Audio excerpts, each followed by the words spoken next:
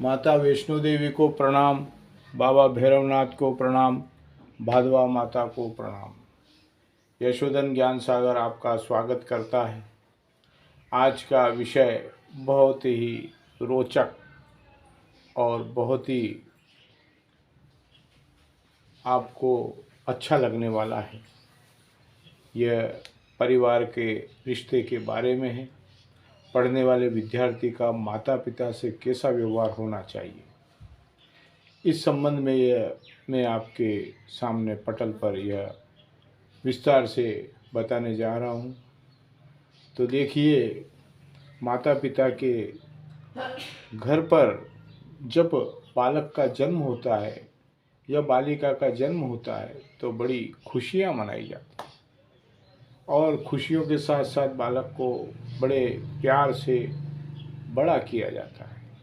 अब बड़ा करने के बाद जब उसको स्कूल रखते हैं तो उसकी देखभाल माता पिता बराबर करते हैं।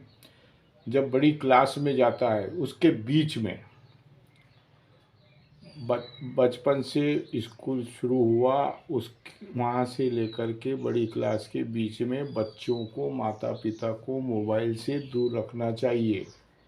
सबसे पहली सीख, जैसे ही स्कूल में LKG में UKG में जाता है उसको मोबाइल से माता पिता दूर रखे उस बच्चे को। जब बड़ी क्लास में जाता है, समझदार हो जाता है, तब भी सिर्फ उस बालक को पढ़ाई के लिए मोबाइल देवे, बाकी मोबाइल उस बालक को नहीं देना है। माता पिता का यह फर्ज है। और बच्चा जब समझ जाए कि हाँ, मैं पढ़ाई के अलावा और मोबाइल नहीं चलाऊंगा, सिर्फ पढ़ाई करूंगा। बड़ी क्लासों में पढ़ने में समय अधिक देना पड़ता है विद्यार्थी को, पढ़ने में ज़्यादा टाइम लगाना पड़ता है, तो मोबाइल का काम कम करना चाहिए, तो उससे पढ़ाई में मन लगा रहता है। मोबाइल खोल लिया और कहीं चले गए, पता नहीं चला, तो वो परेशानी का कारण माता पिता के लिए भी बन जाता है, आपके लिए भी बन जाता है। तो ऐसा आप कभी न करें। पढ़ने वाले विद्यार्थी माता पिता के प्रति वफादार रहें। आपके माता पिता बहुत मुश्किल से पैसा अर्जित करके आपको बड़ी क्लासों में बाहर पढ़ने के लिए भेजते हैं। आप उस पढ़ाई पर ध्यान दीजिए, मोबाइल कम से कम चलाइए। जितना मोबाइल में आपका पढ़ने का कोर्स है उतना ही आप उस मोबाइल को चलाइए। बाकी मोबाइल को आप अलग रख करके और अपने जीवन को सार्थक और सफल बनाएं। देखिए, मोबाइल बहुत ही बढ़िया चीज़ है, बहुत ही अच्छी चीज़ है। मोबाइल से बच्चा पढ़ता है, ज्ञान मिलता है, ज्ञान अर्जित करना चाहिए। गूगल पर सर्च करके आप विज्ञान के बारे में, उसमें से आप आपके क्वेश्चन और आंसर निकाल सकते हैं। उसको आप पढ़िए, देखिए, और अन्य बात पर मोबाइल को नहीं चलाएंगे तो आपका उसमें भलाई है। माता पिता आपसे बहुत उम्मीद करके बैठे हैं कि मेरा बालक बाहर पढ़ रहा है और पढ़ करके कुछ अच्छा बड़ा आदमी बनेगा तो माता पिता को बड़ा गर्व होगा।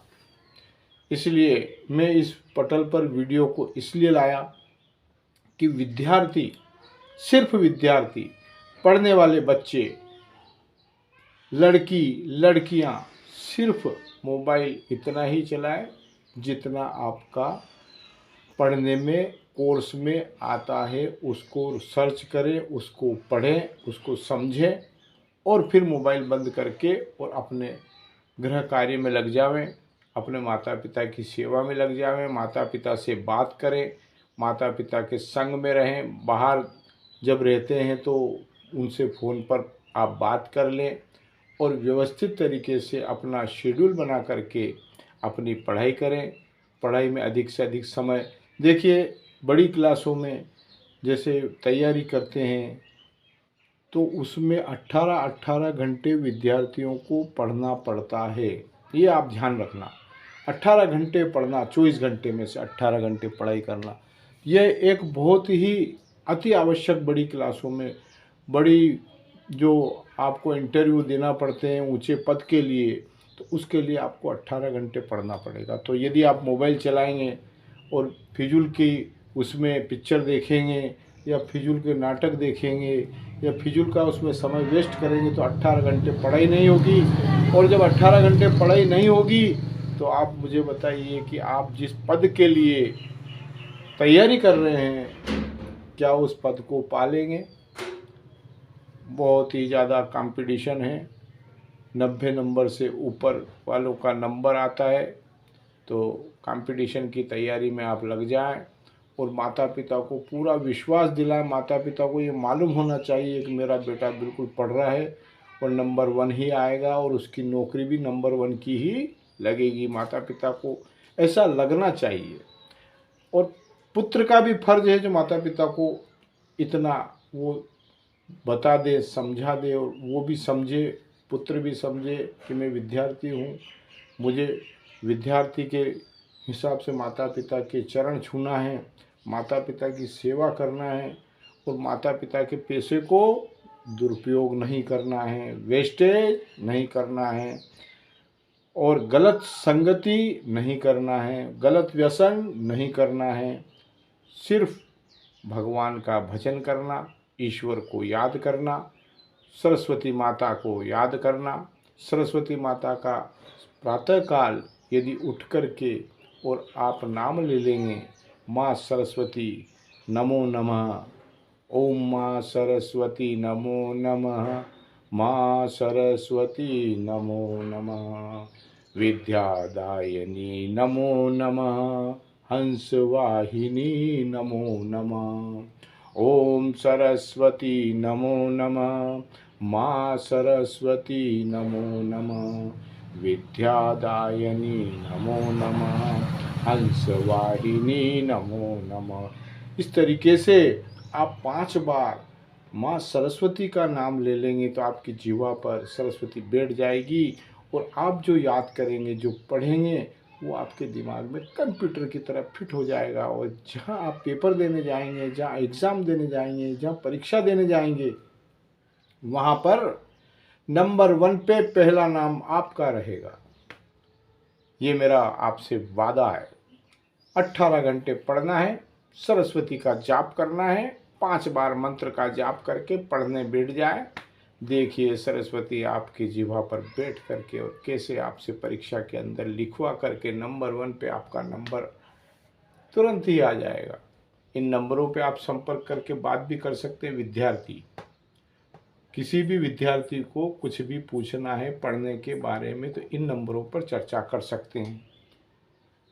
बिल्कुल सटीक जानकारी यशोधन ज्ञान सागर आपको देगा। आपके माता पिता को मैं धन्यवाद देता हूँ जिन्होंने आपको पढ़ने के लिए दिल्ली भेजा, जिन्होंने पढ़ने के लिए कोटा भेजा, जिन्होंने पढ़ने के लिए बॉम्बे भेजा, जिन्होंने पढ़ने के लिए विदेश आपको भेज रखा है और पैसे पेटीएम से आपके खाते में आ जाते हैं और आप पढ़ने में मन लगाते हैं।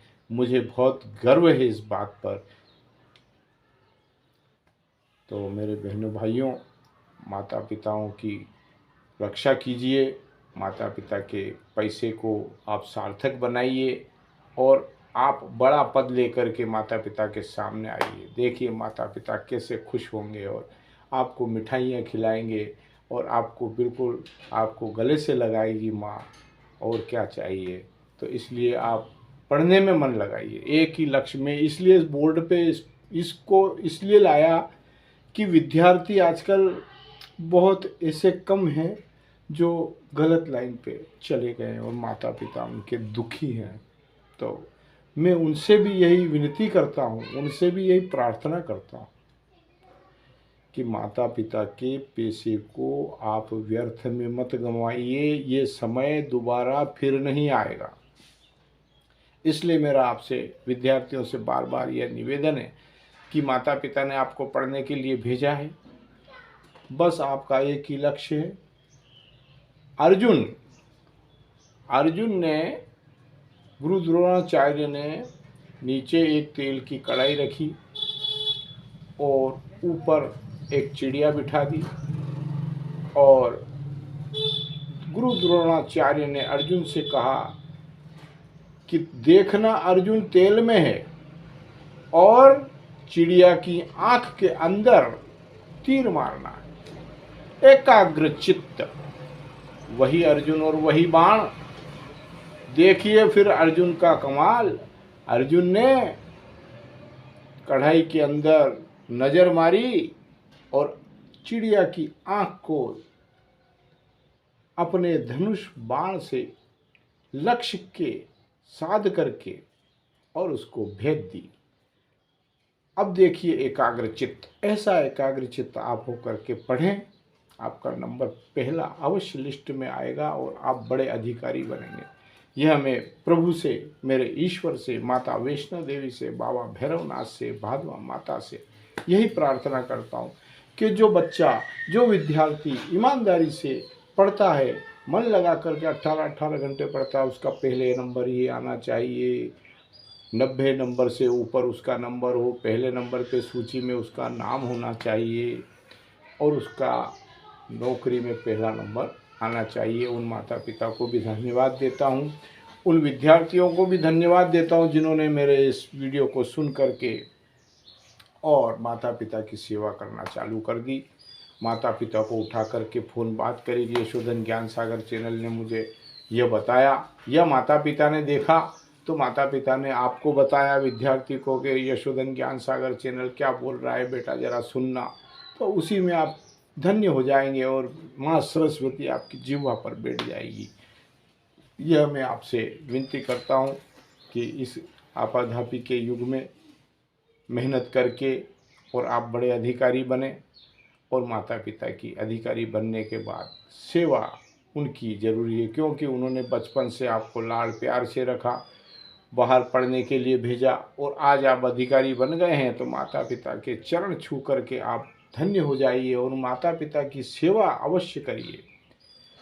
और बड़े अफसर बनने के बाद माता पिता को अपने पलकों पर रखेंगे तो माता पिता आपको आशीर्वाद देंगे और आपका जीवन उत्तर तरक्की की ओर आगे बढ़ता चला जाएगा।